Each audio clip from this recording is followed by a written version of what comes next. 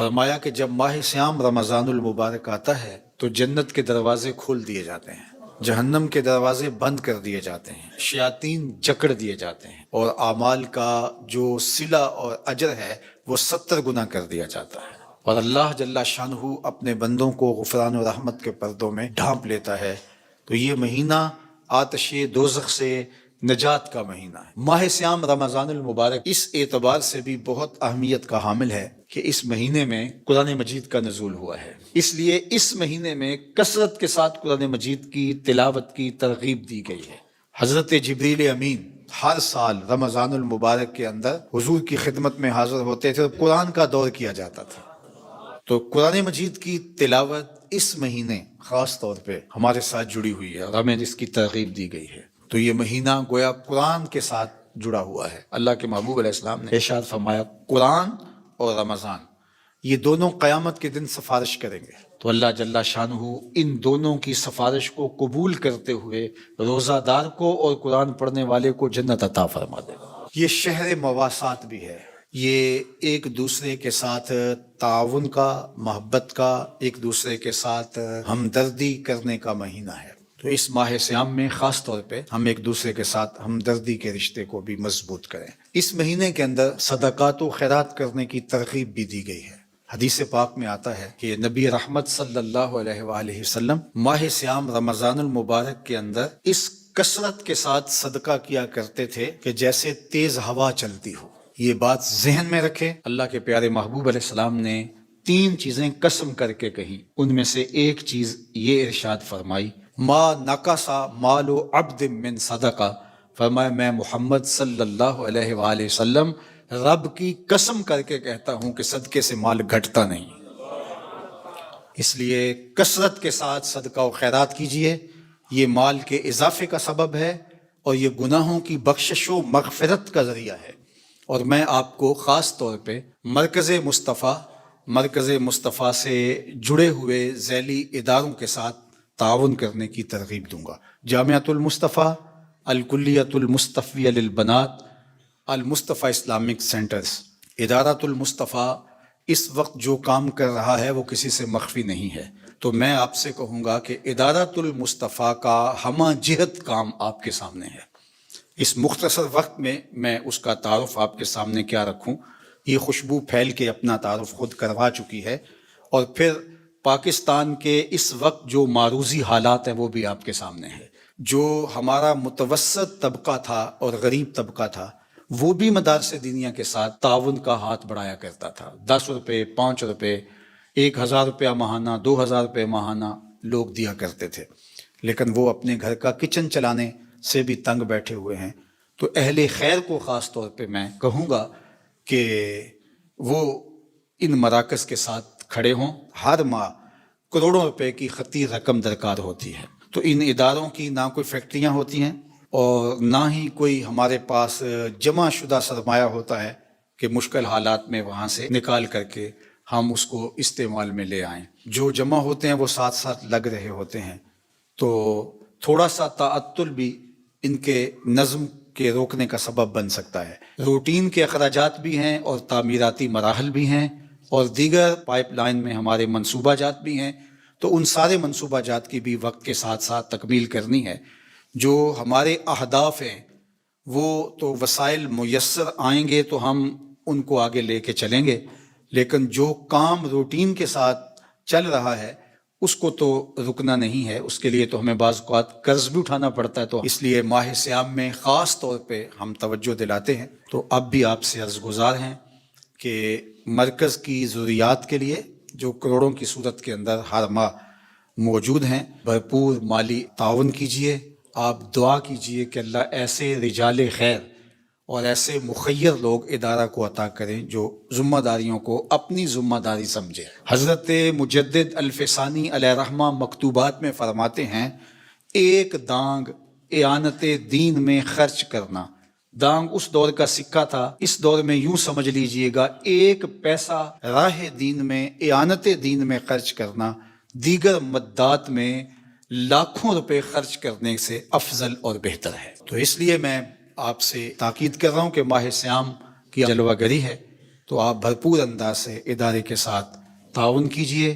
اللہ آپ کو دنیا آخرت میں بہتر اجر نصیب فرمائے. انا اعطیناک الکوثر فصلی لربک وانحر ان شانئک هو الابتر. صدق اللہ مولانا العظیم وصدق رسولہ النبی الکریم الرؤوف الرحیم. حمد و صلات کے بعد عالی مرتبت ذی وقار علماء کرام، حضرات سامعین، السلام علیکم ورحمۃ اللہ وبرکاتہ. وہ غالب نے کہا تھا کہ ہوئی تاخیر تو کچھ باعث تاخیر بھی تھا.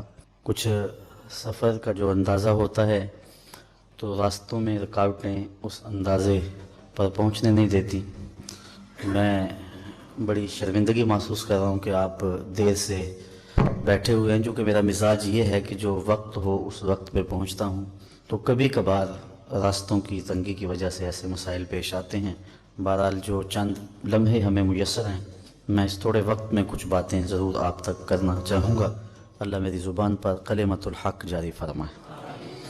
میں نے قرآن مجید کی ایک مختصر سورۃ الکوثر کی تلاوت آپ کے سامنے کرنے کا شرف پایا ہے. اس پر مفصل تو نہیں، تھوڑی سی گفتگو آپ کے سامنے رکھ پاؤں گا. اللہ تعالیٰ میری زبان پر کلمۃ الحق جاری فرمائے.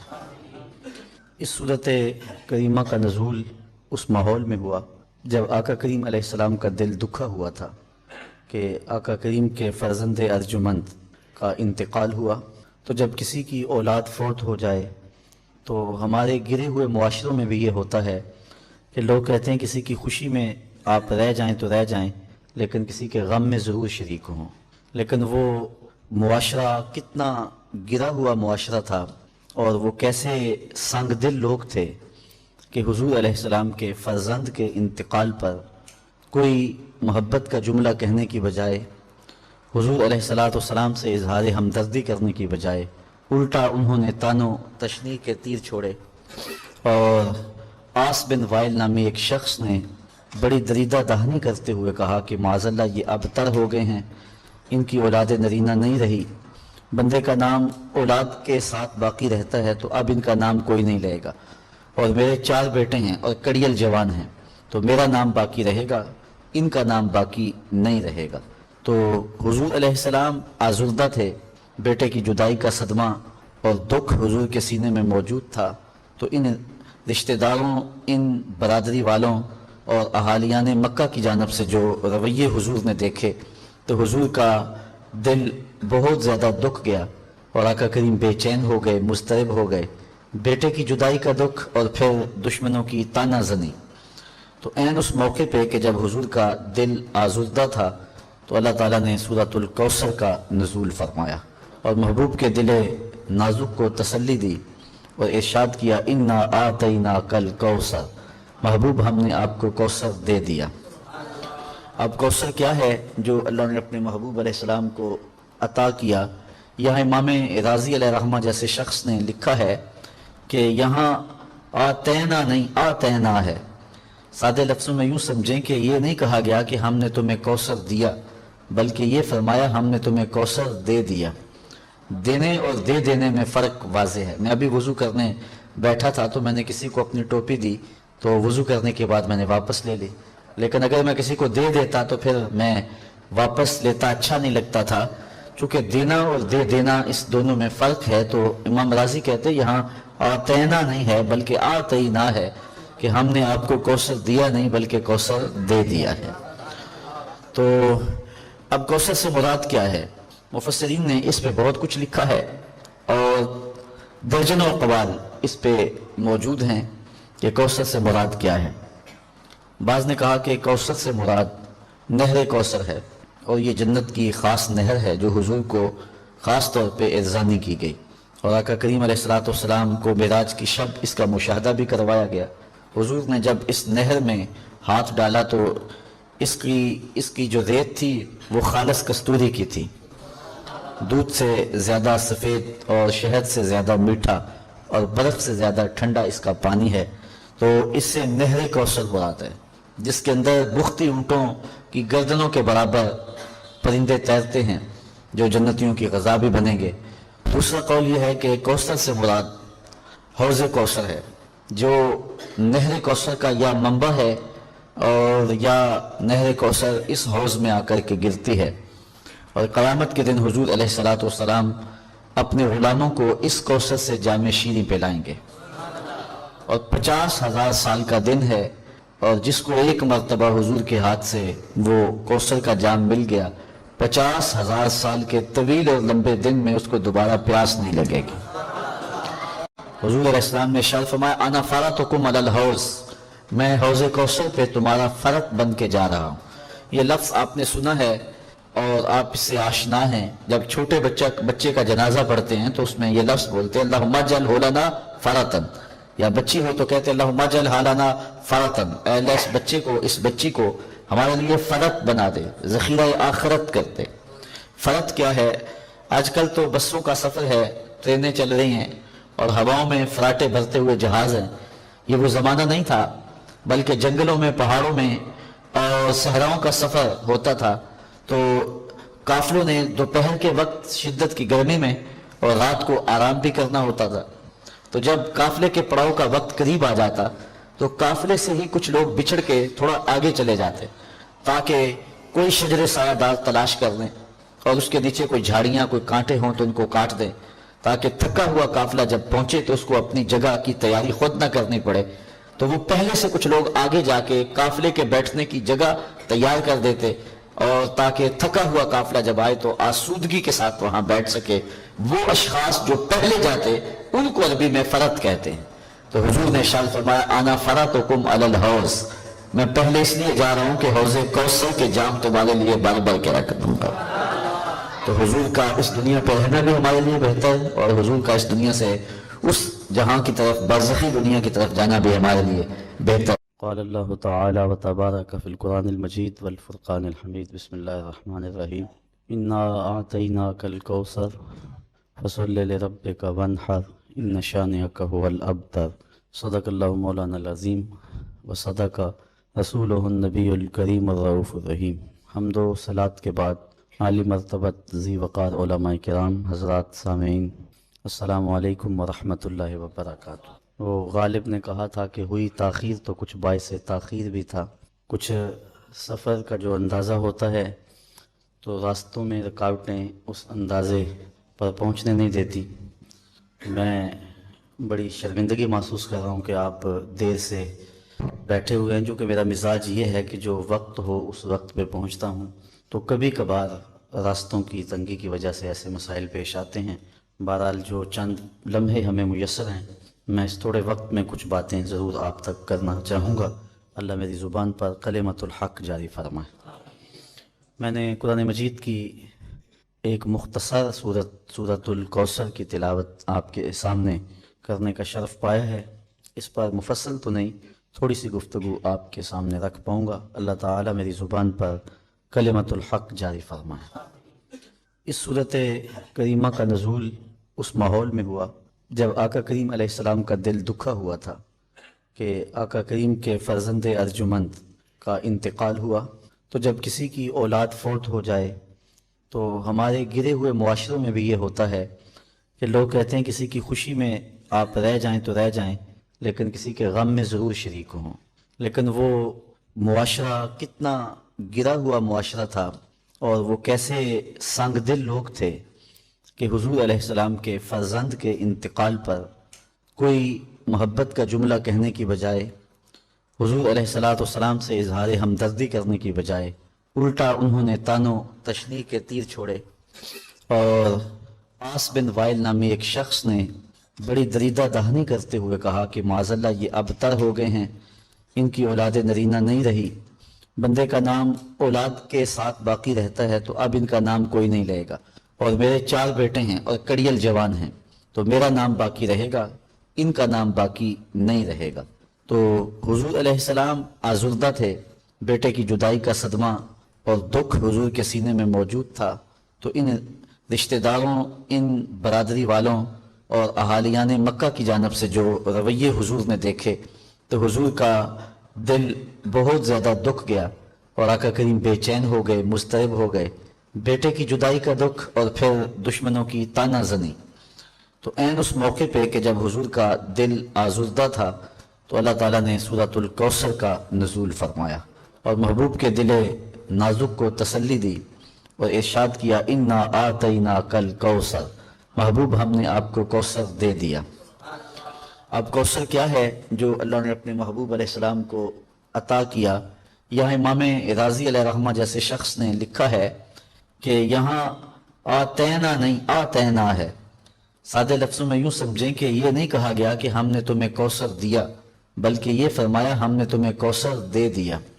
دینے اور دے دینے میں فرق واضح ہے۔ میں ابھی وضو کرنے بیٹھا تھا تو میں نے کسی کو اپنی ٹوپی دی تو وضو کرنے کے بعد میں نے واپس لے لی، لیکن اگر میں کسی کو دے دیتا تو پھر میں واپس لیتا اچھا نہیں لگتا تھا۔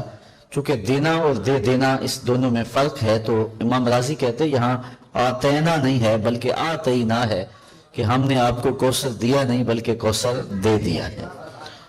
تو اب کوثر سے مراد کیا ہے؟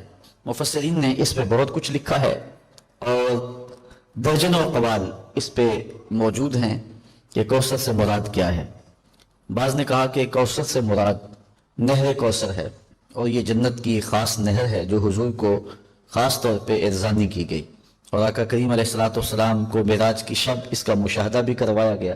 حضور نے جب اس نہر میں ہاتھ ڈالا تو اس کی جو ریت تھی وہ خالص کستوری کی تھی، دودھ سے زیادہ سفید اور شہد سے زیادہ میٹھا اور برف سے زیادہ ٹھنڈا اس کا پانی ہے۔ تو اس سے نہر کوثر مراد ہے، جس کے اندر بختی اونٹوں کی گردنوں کے برابر پرندے تیرتے ہیں جو جنتیوں کی غذا بھی بنیں گے۔ دوسرا قول یہ ہے کہ کوثر سے مراد حوض کوثر ہے، جو نہر کوثر کا یا منبع ہے اور یا نہر کوثر اس حوض میں آ کر کے گرتی ہے، اور قیامت کے دن حضور علیہ السلام اپنے غلاموں کو اس کوثر سے جام شیریں پلائیں گے، اور 50,000 سال کا دن ہے، اور جس کو ایک مرتبہ حضور کے ہاتھ سے وہ کوثر کا جام مل گیا، 50,000 سال کے طویل اور لمبے دن میں اس کو دوبارہ پیاس نہیں لگے گی۔ حضور علیہ السلام نے ارشاد فرمایا انا فرطکم علی الحوض، میں حوض کوثر پہ تمہارا فرط بن کے جا رہا ہوں۔ یہ لفظ آپ نے سنا ہے اور آپ اس سے آشنا ہیں۔ جب چھوٹے بچے کا جنازہ پڑھتے ہیں تو اس میں یہ لفظ بولتے ہیں اللہم اجعلہ لنا فرطا، یا بچی ہو تو کہتے ہیں اللہم اجعلہ لنا فرطا، اے اللہ اس بچی کو ہمارے لیے فرط بنا دے، ذخیرہ آخرت کرتے۔ فرط کیا ہے؟ آج کل تو بسوں کا سفر ہے، ٹرینیں چل رہی ہیں اور ہواؤں میں فراٹے بھرتے ہوئے جہاز ہیں۔ یہ وہ زمانہ نہیں تھا، بلکہ جنگلوں میں، پہاڑوں میں اور صحراؤں کا سفر ہوتا تھا۔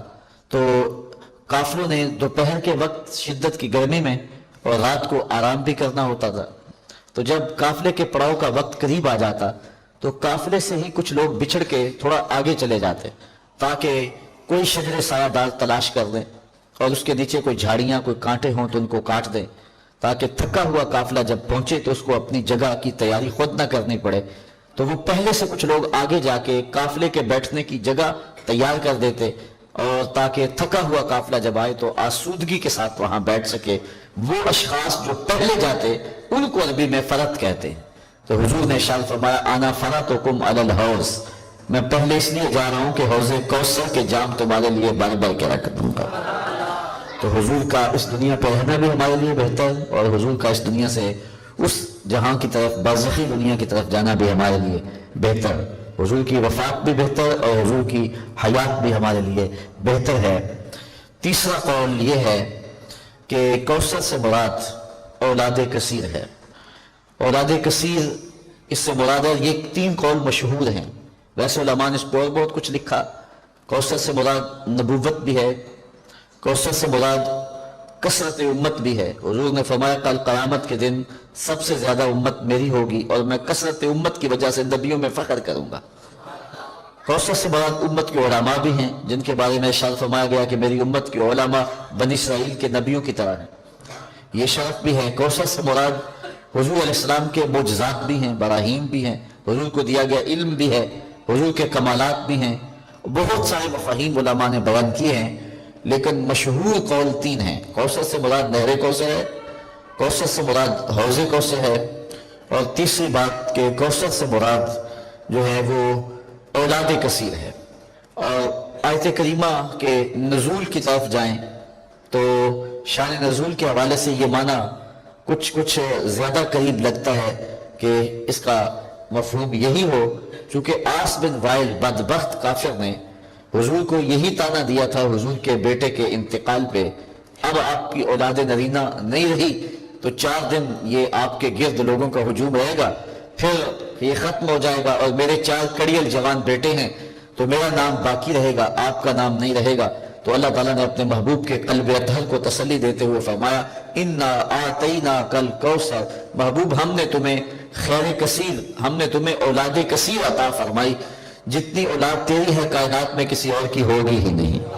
اور آپ بھی دیکھ لیں پوری کائنات کے اندر جس کونے گوشے میں چلے جائیں آپ کو سادات ملیں گے، حضور کی حقیقی اولاد بھی ملے گی اور حضور کی مانوی روحانی اولاد حضور کی امت وہ بھی آپ کو جگہ جگہ ملے گی۔ کائنات کا کوئی گوشہ، کوئی کونا، کوئی جزیرہ ایسا نہیں ہے جہاں لا الہ الا اللہ کا جھنڈا اٹھانے والے موجود نہیں ہیں۔